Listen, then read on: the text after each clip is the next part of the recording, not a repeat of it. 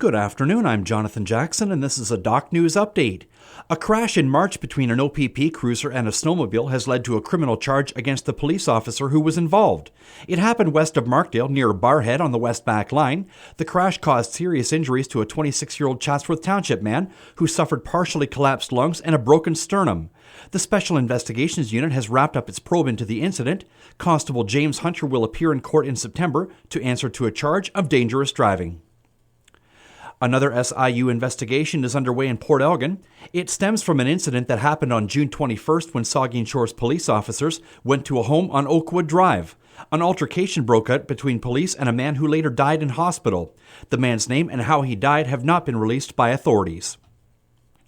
A provincial directive related to emergency planning has led to the strengthening of the relationship between the town of Saugeen Shores and Bruce Power. The province's Nuclear Emergency Response Plan specifies that municipalities near nuclear reactors must establish plans to respond to a nuclear emergency. Bruce Power is providing Saugeen Shores with $60,000 a year for the next 3 years to help with that. The town's fire chief, Phil Eagleson, says the agreement will help Saugeen Shores continue to expand its nuclear emergency planning efforts, something it's already been trying to do for years. But it's come with a cost burden to our municipality. And the agreement we put in place with Bruce Power basically will help us with that burden. Bruce Power has just been phenomenal partners for several years now and have always helped us whenever it was needed. This is just more of a longer-term solution. The town has only budgeted $5,000 a year for emergency management. Eagleson says having to expand the training without this help from Bruce Power would have caused a real burden for local taxpayers. Collingwood police are investigating a break-in and mischief at the Centennial Pool on Spruce Street.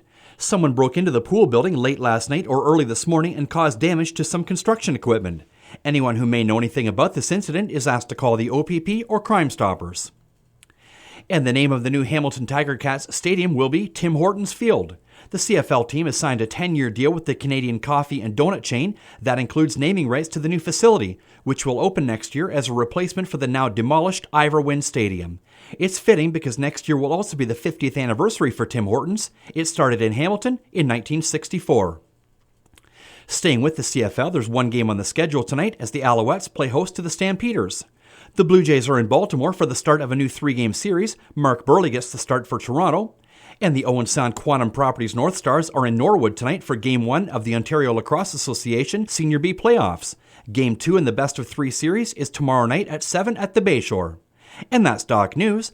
Dockside Weather is next.